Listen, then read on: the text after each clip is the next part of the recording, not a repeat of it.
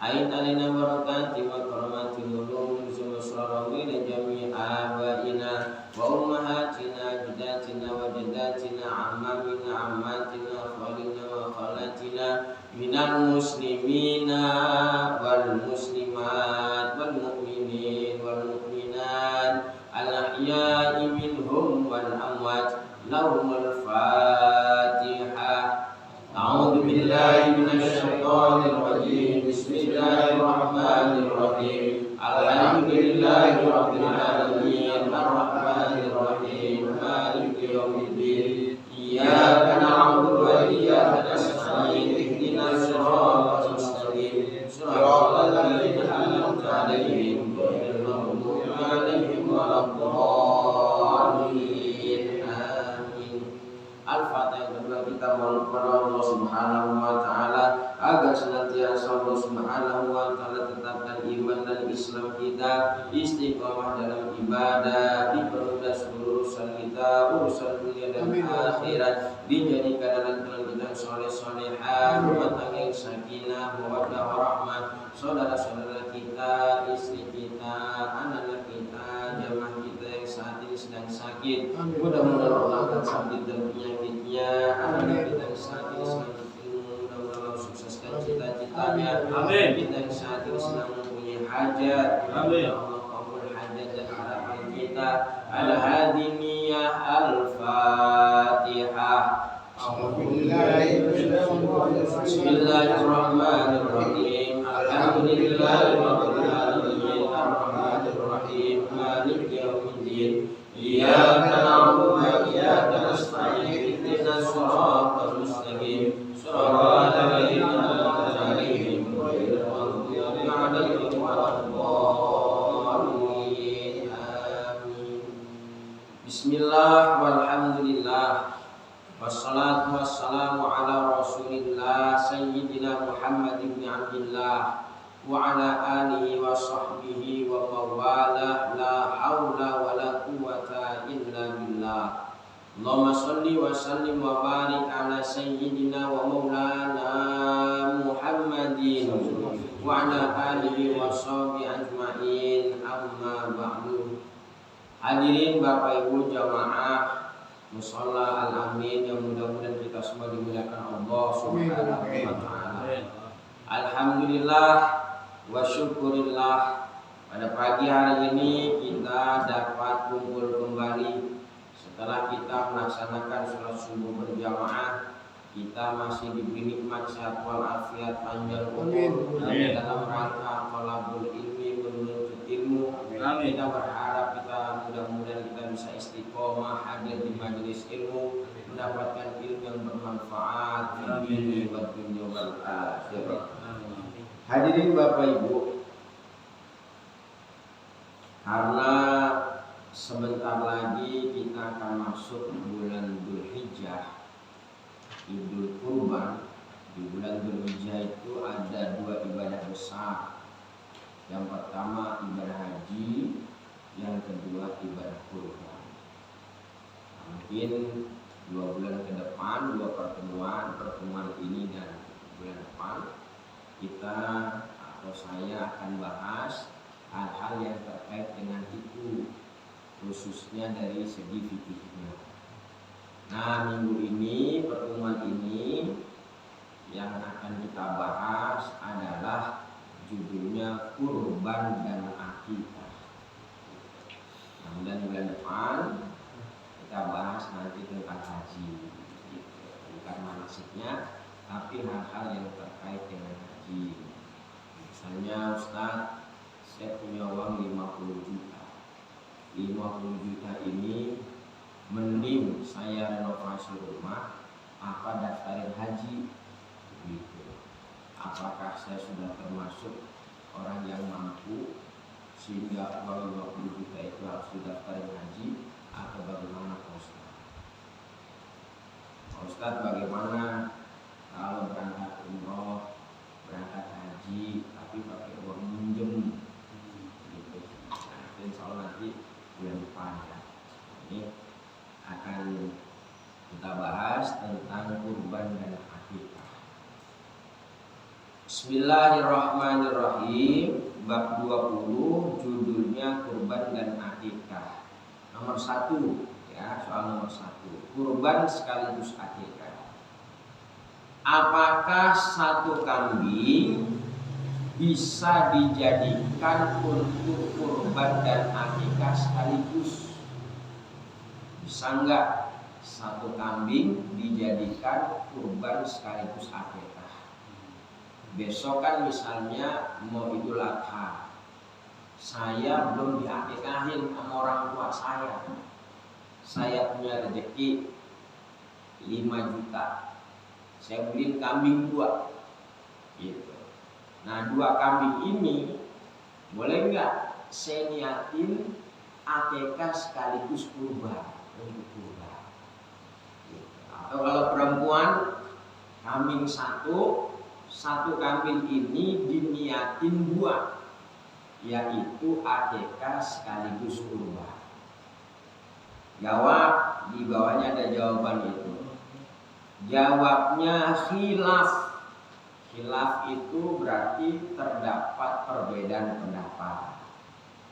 Menurut Imam Ibnu Hajar, tidak bisa dijadikan sekaligus.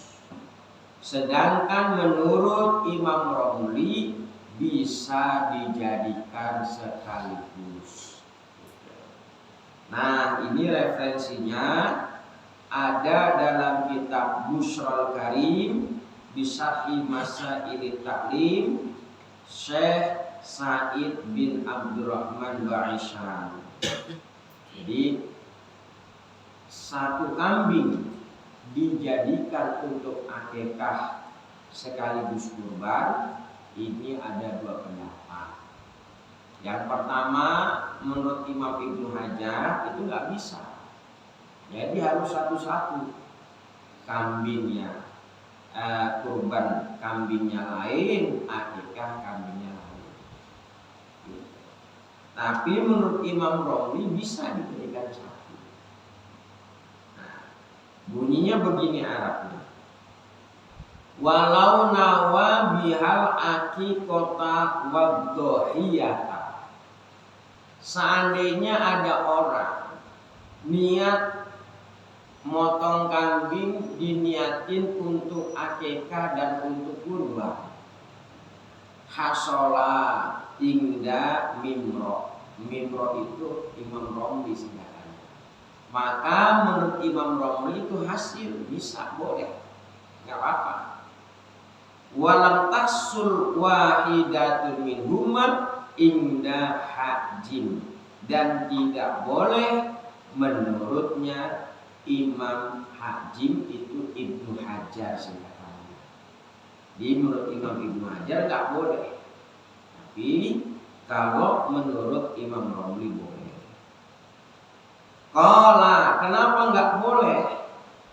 Li'anna kullan minhuma maksudatun, karena setiap ibadah kurban dan akikah memiliki tujuan.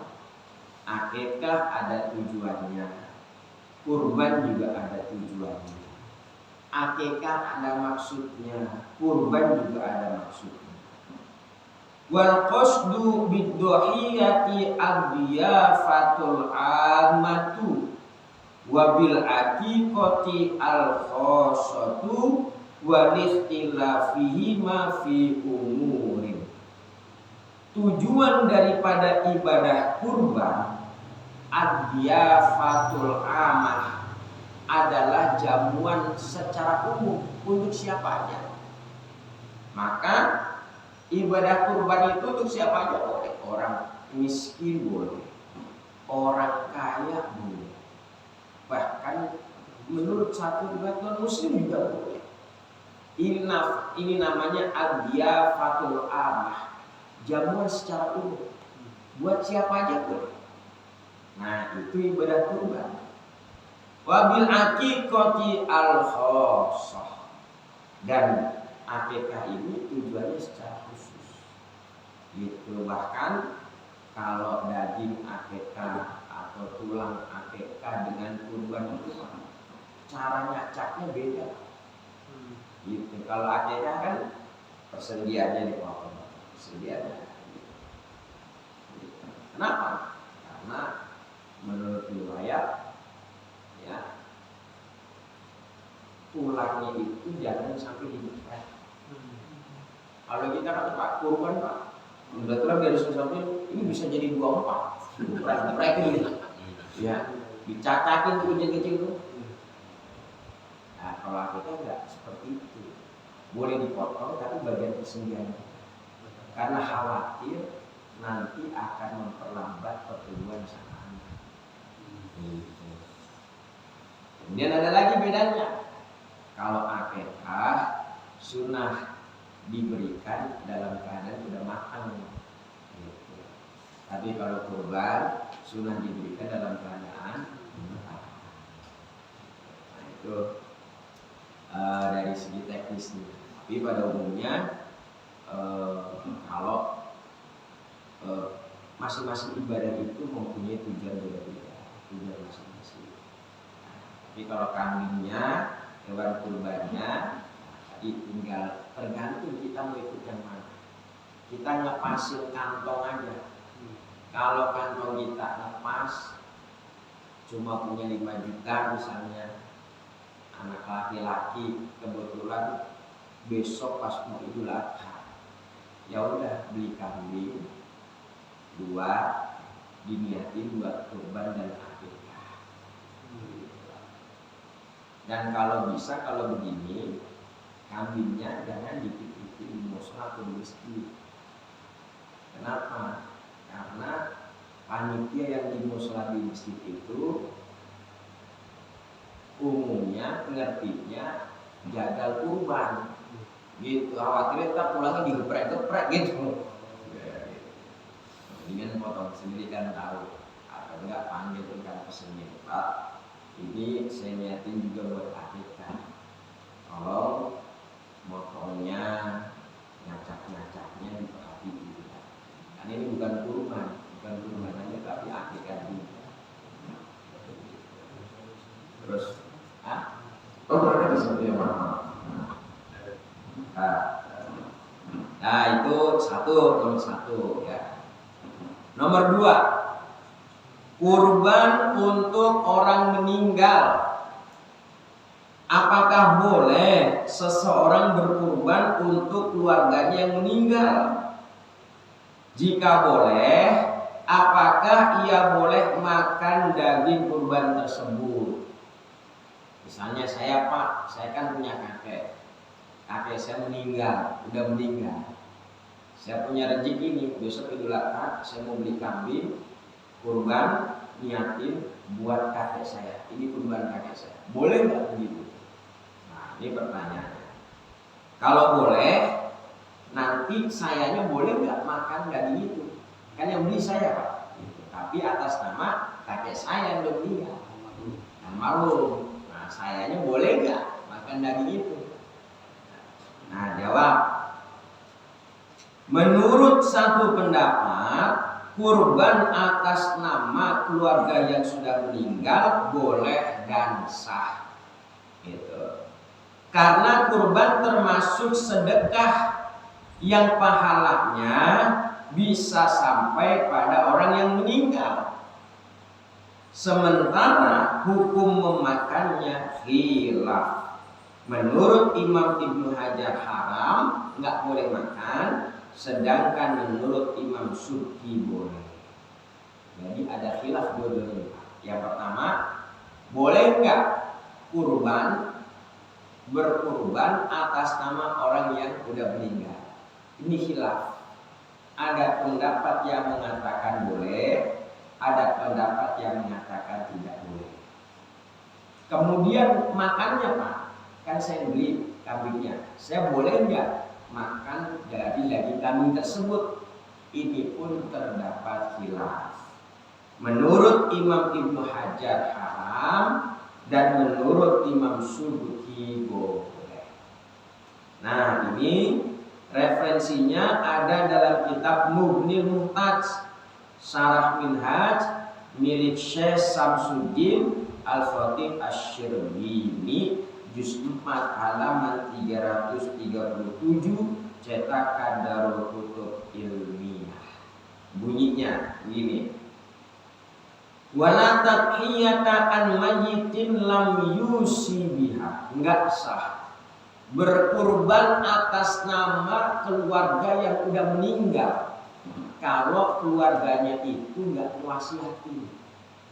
Kakek saya kan udah meninggal, kakek saya nggak ngasih wasiat tuh saya untuk mengurbanin atas nama kakek saya, kecuali kalau kakek saya sebelum meninggal wasiat, cucu itu di lemari kakek ada duit, kakek kayaknya udah gak lama lagi. Kalau sebelum Idul Adha kakek udah keburu dijemput, udah keburu menghadap Allah, itu uang yang di lemari nanti beliin kambing buat kurban atas nama kakek. Nah yang begitu laksanain. Kenapa? Karena ada wasiat. Tapi kalau nggak wasiat, nah satu pendapat di sini nggak boleh. Fa'in aus liqouli ta'ala wa an laisa lil insan illa ma syaa. Fa'in auso biha jaza. Tapi kalau wasiat boleh, kalau wasiat boleh. Tapi kalau nggak wasiat itu nggak boleh. Wakila dan menukil satu pendapat tasihut tadhiyatu anil mayyit sah ya berkurban atas orang yang meninggal wa idlam yusabiha walaupun sebelumnya dia tidak pernah wasiat. Li'anna darbun minas shadaqah karena sejatinya kurban itu sama kayak sedekah. Wa yatasimu anil mayyiti wa tanfa'uhu sedekah itu boleh atas nama mayit keluarga yang sudah meninggal dan bermanfaat, dia pun akan mendapatkan pahala. Begitu. Ya. Nah, jadi kesimpulannya begini. Boleh enggak berkurban atas nama orang yang sudah meninggal? Ini ada dua pendapat. Yang pertama mengatakan boleh, walaupun sebelumnya nggak pernah wasiat. Kenapa? Karena kurban atas nama orang yang sudah meninggal disamakan dengan sedekah. Kan saya boleh, misalnya, jadi saya ada rezeki, ini sedekah makanan, ini sedekah uang, pahalanya atau atas nama kakek saya. Dia meninggal kan boleh. Ini saya sedekahnya ada makanan sedikit tadi kalau bagian jamaah.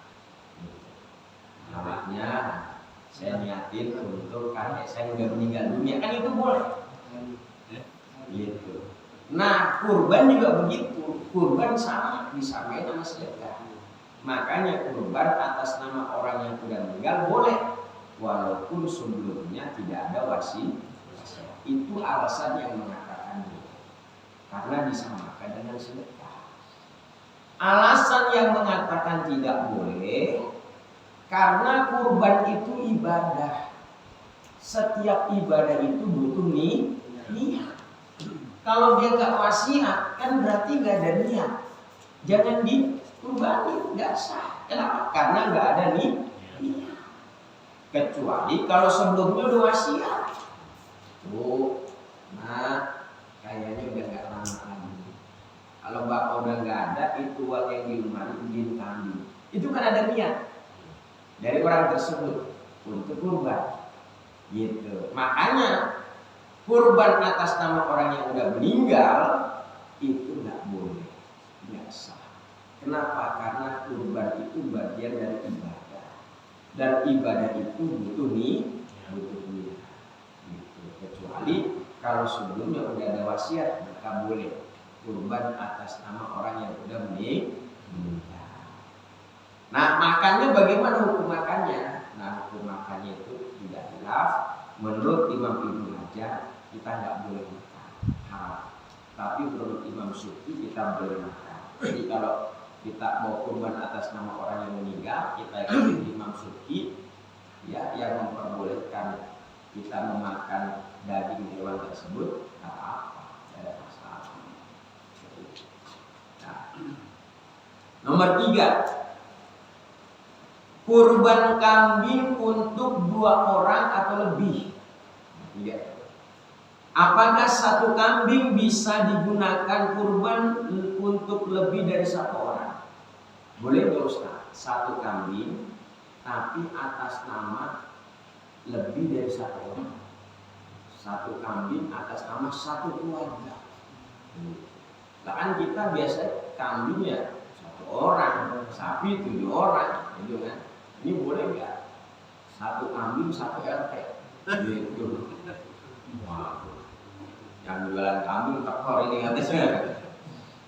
Nah jawaban tidak bisa. Karena ketentuannya adalah 1 kambing untuk 1 orang. Tetapi ia boleh meniati pahala kurban untuk lebih dari 1 orang. Jadi 1 kambing atas namanya 1 orang. Tapi kalau pahalanya boleh diniatin siapa aja. Misalnya begini, jadi saya nitip, tolong kambing saya dipotong di musola ini kurban saya. Tapi pahalanya saya mohon diniatin atau dikirimin untuk orang yang meninggal, keluarga sudah meninggal, A, B, C, D. Tapi tetap ini kurbannya atas nama satu orang. Gitu. Banyak. Kenapa? Tapi satu arwahnya banyak gitu. Arwahnya banyak kan dia? Gitu. Diniatin apa? Gitu. Ini kami satu ya, tapi pahalanya untuk keluarga saya dari zaman Nabi Adam sampai sekarang. Banget ah. Nah, itu boleh. Gitu. Tapi kalau satu kambing ini kurban saya Ustaz. Kurban keluarga saya berapa orang? 7 orang. Nah, satu kambing jadi 7 orang. Itu enggak boleh. Tetap diniatin untuk satu. Nah, ini ada dalam kitab Bughyatul Mustarsyidin milik Sayyid Abdurrahman bin Muhammad Ba'alawi. Mas'alatun madhabus Syafi'i wala na'lamu lahu mukhalifan adamu jawazit tadhiyati bisyati an aktsara min wahidi. Kata beliau, saya enggak pernah dengar, saya belum pernah tahu ada khilaf atau ada yang memperbolehkan bahwa satu kambing itu boleh untuk ibadah kurban lebih dari satu orang. Gitu. Jadi satu kambing ya digunakan untuk satu orang, tapi kalau pahalanya mau orang banyak boleh, silahkan. Nah. Kemudian nomor 4 Pak, nomor 4, kurban dengan hewan lain, gitu Pak. Kita kan biasanya ada kambing, sapi, kerbau, onta, boleh nggak kurban dengan hewan lain? Apakah kurban kambing dan sapi bisa diganti dengan hewan lain, semisal ayam atau bebek? Gitu, enak banget. Saya domelin tukang kambing ini. Boleh nggak kurban ayam atau bebek? Jawab. Menurut Ibnu Abbas radhiyallahu anhu bisa, dan pendapat ini bisa diikuti terutama bagi kaum fakir miskin, begitu ya, yang miskin daripada nggak sama sekali, ya udah punya duitnya beli ayam, potong ayam. Jangan dikasih musola ya. Jangan dikasih musola. Ntar viral. Jadi bikin musola, potong di rumah aja sendiri. Kalau ayam mah gitu. Iya. Kalau bikin musola mah ngabok-ngabokin yang lain. Kata panitia, lu ngaji di mana begini? Nah, jadi baik gitu. Jadi terutama bagi kaum fakir miskin, ya, apa-apa. Ini ada dalam kitab Bughyatul Mustarsyidin milik Sayyid Abdurrahman bin Muhammad Ba'alawi.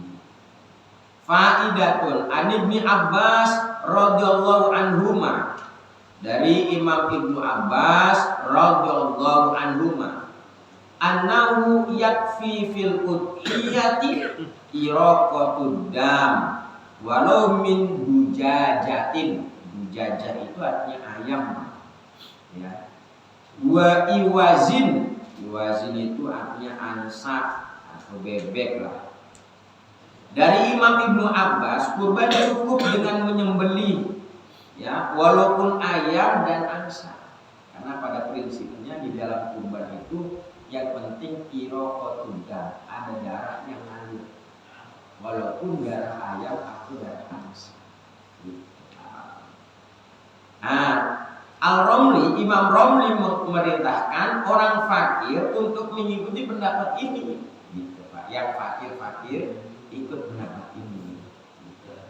Beliau juga menyamakan akikah dengan kurban. Beliau berkata pada orang yang memiliki anak, berakikahlah dengan ayam, sesuai madhab Imam Ibnu Abbas radhiyallahu anhu. Jadi sama aja, akikah, kurban ya, itu bagi fakir miskin ya lebih baik ya, nggak apa-apa menggunakan ayam atau bebek. Nomor 5, kepala dan kulit sebagai upah. Apa hukum memberikan kulit dan kepala hewan kurban sebagai upah untuk menjaga? Misalnya begini, Bang, kalau potongin kambing di musola kami, siap Ustaz? Berapa?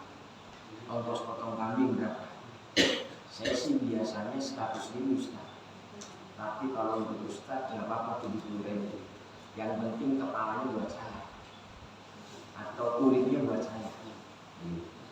Nah itu kan harganya 100.000 jadi 70.000, yang 30.000 itu untuk harga kulit atau kepala. Berarti kan kulit atau kepala bagian dari upah, gitu kan? Di kulit kepala bagian dari upah. Nah ini yang jawab hukumnya haram, nggak boleh. Kalau kulit, kepala dan lain sebagainya, ya dijadikan upah. Solusinya adalah diberikan atas nama sedekah, bukan upah atau ongkos. Begitu. Misalnya, Pak, gue mau potong kambing, ongkos berapa? 100.000 Ustaz. Oh ya udah, potong kambing. Ntar kalau ada kulit lebihan atau kepala bawa dan gak apa-apa. Itu gak apa-apa. Misalnya itu atas nama bukan ongkos, bukan upah, tapi sedekah kepada orang yang berhak. Asal jangan dihidup upah. Misalnya, udah gocap aja deh, ntar kulitnya, kepalanya, kakinya, tanduknya buat lu. Nah, itu namanya upah. Nah ini referensi ada dalam kitab Hasyatul Bajuri Al-Fathil Qorib lil Allama Ibrahim Al-Bajuri. Wa yahrumu aidan ja'lu ujratan lil jazar. Haram menjadikan kulit sebagai ujroh, ongkos bagi orang tukang jaga. Li'annahu fi ma'nal baik, karena itu sama juga jual beli. Jual beli nggak boleh. Gitu. Panitia itu kan tempat penitipan. Ya, saya nitip motor. Di motor ya, dengan parkir motor.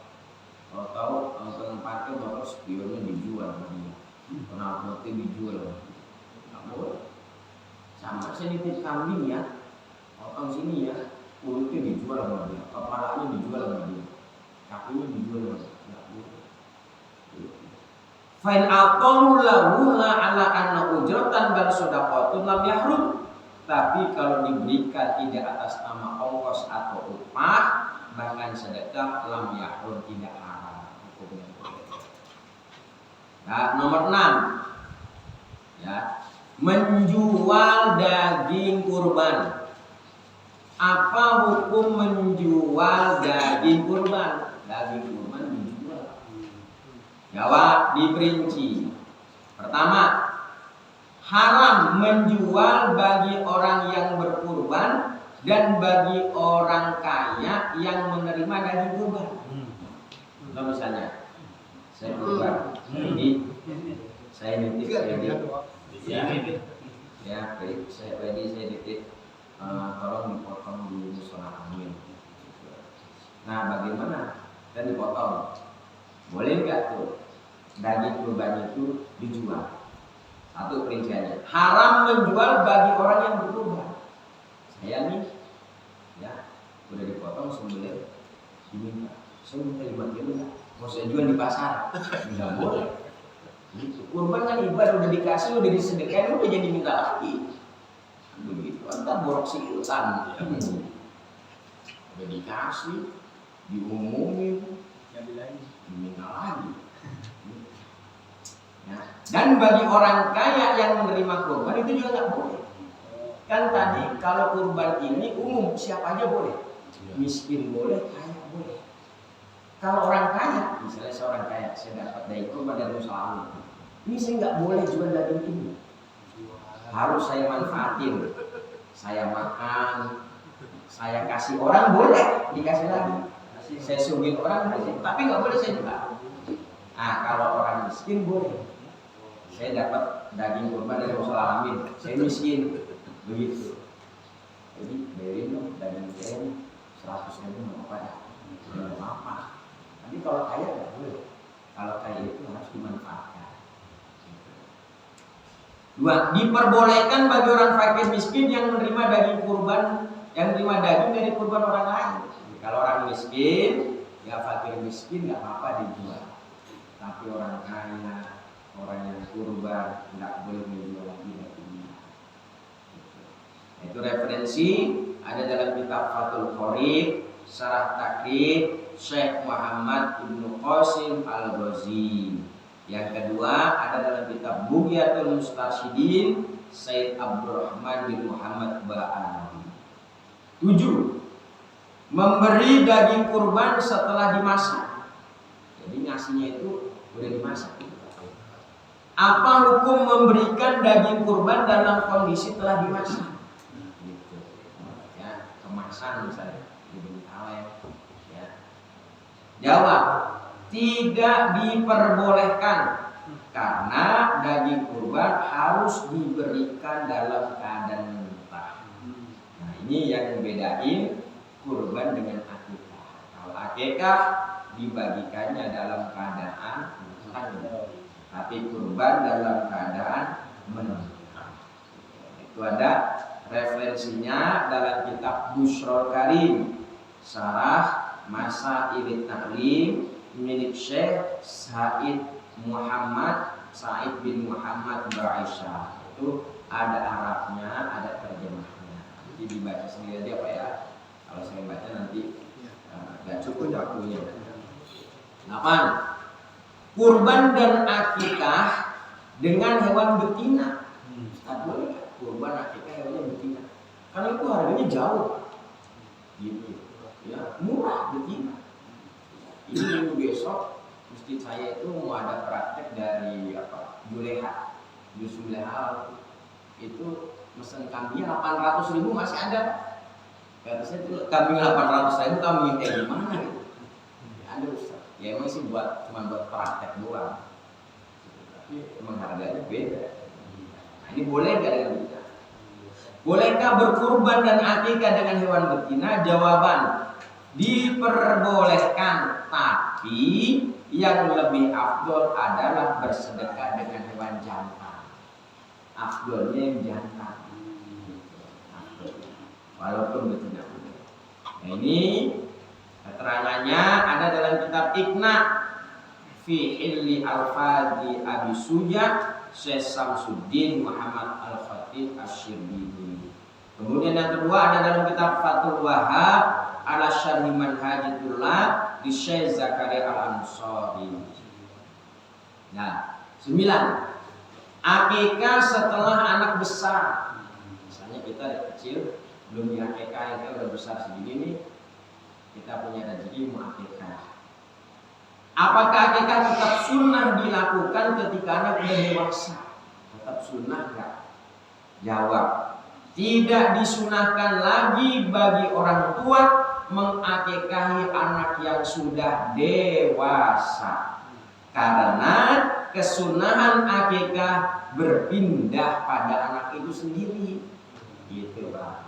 Udah dewasa nih, seperti saya ingat dulu saya kuliah akikah apa belum ya? Hanya orang tua itu belum diakikah. Ya udah deh, saya sunnah mengakikahi diri saya sendiri. Gitu. Di kambing akikah. Di kesunahan orang tua itu saat anak masih kecil. Tapi kalau anak sudah dewasa, kesunahnya pindah kepada anak itu sendiri. Itu penjelasannya ada dalam kitab Bushrul Karim di Syarhi Masail Taklim di Syekh Said bin Muhammad Ba'aisyah. 10. Akikah untuk bayi prematur. Apa hukum melaksanakan akikah untuk bayi prematur? Jawab, disunahkan jika bayi sudah berumur 4 bulan lebih. atau waktu ditiupkannya ruh. Prematur itu biasanya berapa bulan sih Bu? 6 bulan ya, 7 bulan ya? 6 bulan. Sunnah akikah enggak untuk bayi prematur? Ternyata tetap disunahkan jika bayi itu sudah berumur 4 bulan atau lebih. Ya, jadi karena 4 bulan itu sudah ditiupkannya ruh kepada janin bayi itu, jadi tetap disunahkan. Ya, itu keterangannya ada dalam kitab Busrul Karim. 11. Akikah 1 kambing untuk anak laki-laki. Kalau umumnya laki-laki kambingnya 2, perempuan kambingnya 1. Nah ini boleh nggak? Laki-laki tapi kambingnya 1. Jawab, boleh dan sah karena 2 kambing untuk anak laki-laki adalah kesempurnaan, bukan kewajiban. Gitu. 1 boleh tapi nggak sempurna. Kita kan pengennya sempurna. Nah kalau sempurna laki-laki 2, perempuan 1. Itu penjelasannya ada dalam kitab Busrul Karim. Kemudian menandai hewan kurban dengan lafaz Allah. Kan biasa Pak, suka dipilokin kambing itu kan, ditandai. Ini tandanya bukan nomor tapi tulisan Allah. Kambing dipilok gitu, sapi dipilok Allah gitu, atau Muhammad. Boleh enggak? Jawab, karena kan gini Pak, nanti Pak konsekuensinya. Kambing kan suka guling-gulingan, sapi suka guling-gulingan di tempat najis kan, gitu. Suka di tempat najis kan, itu adalah lafaz Allah. Nah kalau di sini boleh jika bertujuan untuk membedakan dengan hewan yang lain, bukan tujuan untuk tabaruk. Kalau tujuannya buat ngebedain, nggak apa-apa. Tapi kalau tujuan untuk tabaruk biar berkah, ini nggak boleh. Kan kita kadang ada Pak, kayak di rumah-rumah kita tuh pajangan Yasin ya, atau ayat kursi, itu kan tujuannya untuk tabaruk. Nah kalau tujuan untuk tabaruk itu nggak boleh ya ditulis di kambing. Tapi kalau tujuan buat nandain aja sih itu masih boleh. Tapi afdalnya ya jangan lah, karena itu lafzul jalal gitu. Ini penjelasannya ada dalam kitab Hasyatul Jamal ala Syarhil Minhaj li Syekh Sulaiman bin Umar Al-Ajili. Itu ada yang di garisin di dalamnya. 13. Kurban dengan kambing yang tanduknya pecah. Boleh enggak? Kurban kambing tanduknya pecah. Jawab, hukumnya sah tapi makruh karena hal tersebut tidak berpengaruh pada daging. Jadi kalau hewan cuman tanduknya pecah nih, luka ini masih sah tapi makruh. Afdolnya, bagusnya yang sempurna, jangan ada cacat. Gitu. Ya termasuk Pak, ya kita yang kurban harus tahu diri, khususnya kalau kita nitipin di musola, di masjid gitu. Ya misalnya karena kan hewan kurban yang kita titipin itu harus dijaga dan harus dirawat, dikasih makan kan. Biasanya kalau di sini menerima hewan kurban itu hamil berapa? Kita kirimnya pas itu malam. Udah kita beli, cuma ngirimnya itu pas malam takbir gitu. Oh malam takbir di sini ya. Semoga kita rawat. Oh iya, jadi ada kambing 2, ada yang kambing 3. Itu yang begitu kan. Kambing kita kan itu harus dirawat, harus dijagain, ya, dibeliin rumput kan sama orang, kita harus tahu ini. Bapak Lydia, ini mohon maaf, saya kurban di sini, ongkos potongnya berapa? Kambing apa sapi Pak Haji? Kambing. Oh kalau kambing 100.000. Ini ongkos 100.000, ini 50.000 buat batang, gitu. Karena kan dia juga harus nyari rumput. Emang 3 hari nggak mau dikasih makan, begitu. Bisa bolos sama kita. Kan dia juga nanti nyuruh orang buat ngejagain. Ntar kambing berantem, tanduknya pada pecah, gitu kan. Jadi harus ngerti. Jadi ya hewan di musola Nabi lu boro-boro kambing gua taruh di sini, gitu. Masih minta ongkos potong juga. Ada yang begitu, Pak.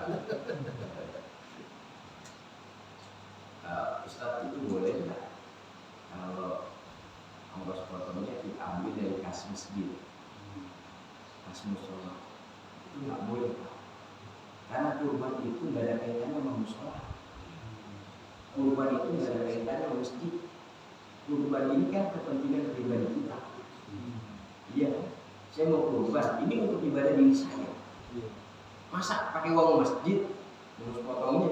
Mau beli kambingnya aja mampu, masih harus ngurus potongnya nggak mampu. Nggak ada kaitannya sama musola. Nggak ada kaitannya sama masjid.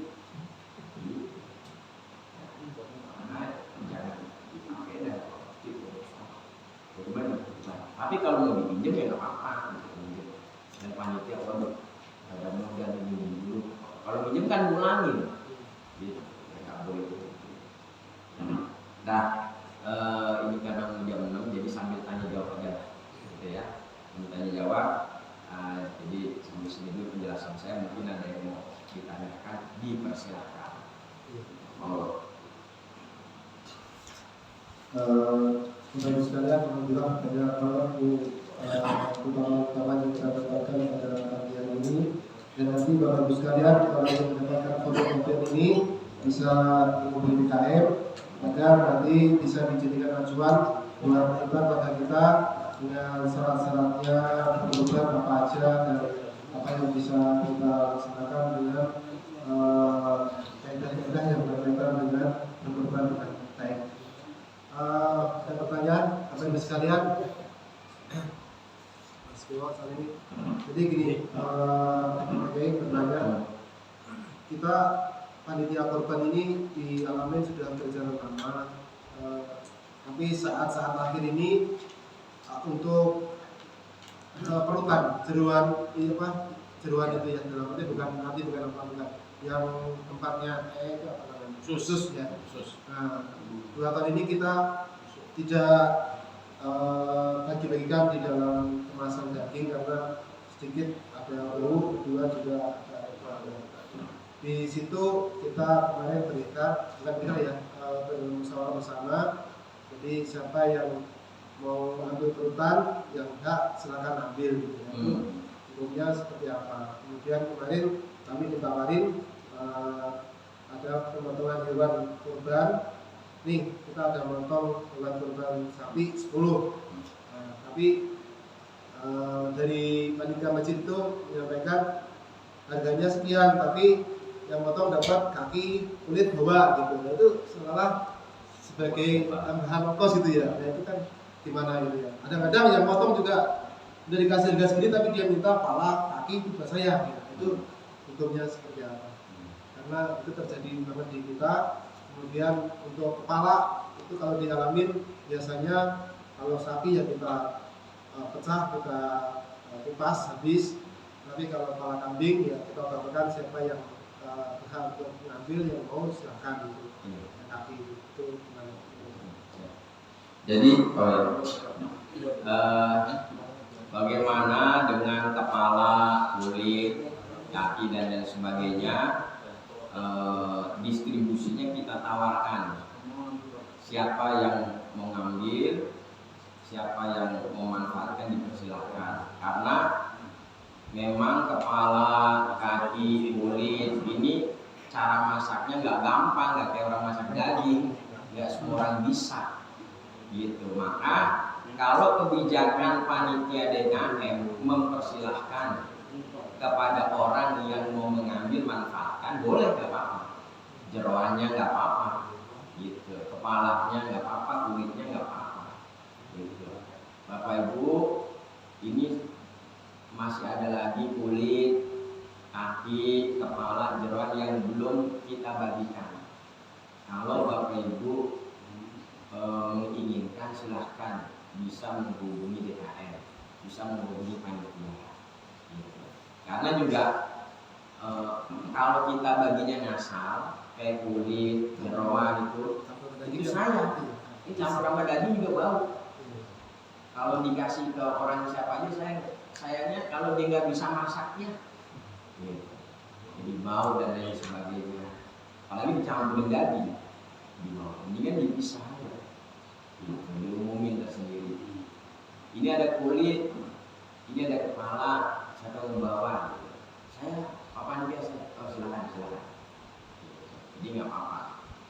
Nah kemudian yang kedua, misalnya ada kata-kata gini, ini sapi, ya nyembelihnya satu sapi 500.000, tapi kepala, kaki, kulit buat saya. Nah kalau begini jatuhnya ke upah ini. Ya, jadi dia mensyaratkan 500.000, tapi kepala, kulit, kaki misalnya buat saya. Ini kan berarti syarat. Kalau syarat itu masuk dalam upah. Gitu. Nah ini yang nggak boleh.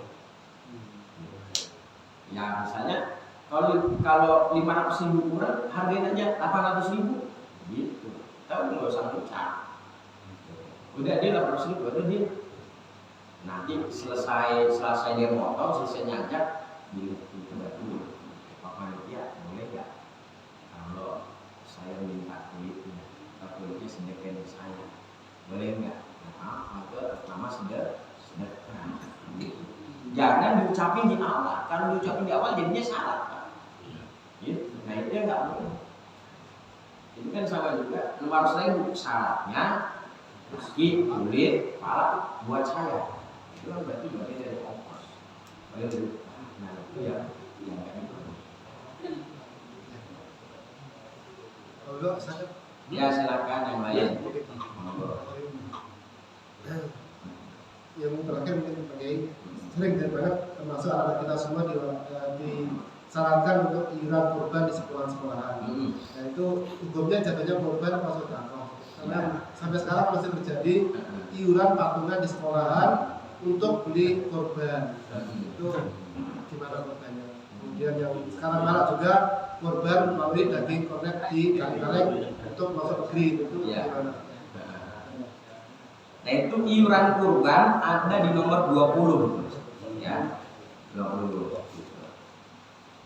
Apakah ritual kurban dapat dilaksanakan dengan iuran seperti yang terjadi di sekolah-sekolah? Ya, jawab. Jika sesuai syarat kurban maka boleh. Ketentuannya ialah kurban sapi maksimal untuk 7 orang dan kambing hanya untuk 1 orang. Gitu Pak. Satu sekolahan. Untuk satu kan nggak boleh, misalnya satu kambing untuk satu sekolahan. Latihan. Iya.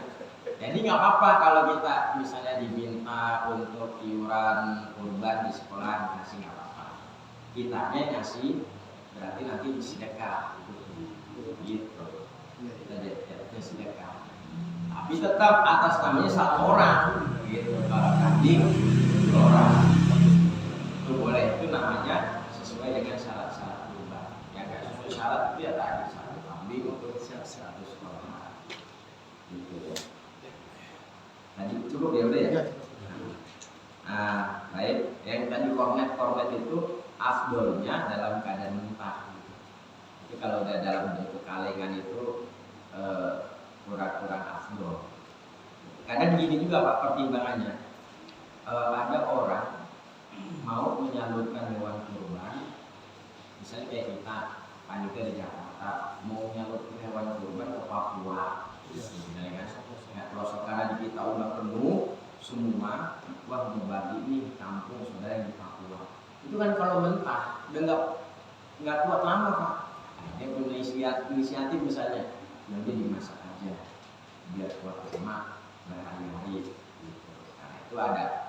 Nanti dilihat juga konteksnya seperti apa. Tapi secara umum kalau kurban itu bagiannya dalam keadaan mentah sunatnya. Gitu. Tapi tawafnya dalam keadaan. Cukup ya Pak ya? Ya cukup. Nah, baik. Terima kasih. Mudah-mudahan kita ngaji istiqomah, manfaat dunia akhirat, sukses dunia akhirat. Amin. Astaghfirullahaladzim. Allahumma sholli ala sayyidina wa habibina wa syafiina wa karimina wa maulana Muhammad Wasallim wa radhiyallahu tabaraka wa ta'ala bi sahabati Rasulillah sallallahu alaihi wasallam walhamdulillahi rabbil alamin. Allahumma rabbana taqabbal minna salatana wa siyamana wa qiyamana wa ruku'ana wa sujudana wa tasbihana wa tahlilana wa qadru'ana wa tamin tafsirana bi rahmatika ya arhamar rahimin. Allahumma ja'al hadzal majlis majlisan mubarakan majlisan daiman majlisan nafi'an ila yaumil qiyamah waj'al ahlahu min ahlil ilmi wa ahlil khair min ahlil qur'an wal ibadah bi rahmatika ya arhamar rahimin. Rabbana atina fid dunya hasanah wa fil akhirati hasanah wa qina adzabannar. Sallallahu alaihi wasallam Muhammadin wa ala alihi wa sahbihi wasallam. Subhana rabbika rabbil izzati amma yasifun wassalamun ala mursalin walhamdulillahi rabbil alamin. Terima kasih barangkali wassalamualaikum warahmatullahi wabarakatuh. Waalaikumsalam warahmatullahi wabarakatuh. Alhamdulillah, terima kasih saudara sekalian demikianlah kajian Angkat Subuh pada pagi hari ini. Mudah-mudahan apa yang disampaikan guru kita bermanfaat bagi kita semuanya dan menambah kekuatan agar senantiasa kita senang untuk melaksanakan kegiatan bersama kemudian Allah Subhanahu wa taala. Jadi saya mohon maaf atas kekurangan dan mohon maaf. Wassalamualaikum warahmatullahi wabarakatuh.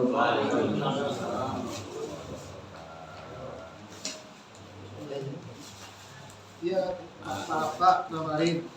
Jadi ini dari orang potong, tapi ongkosnya sekian, tapi dia silakan kaki malam bisa dibawa. Iya, kan salah jadi upah kan ya. Malah kadang-kadang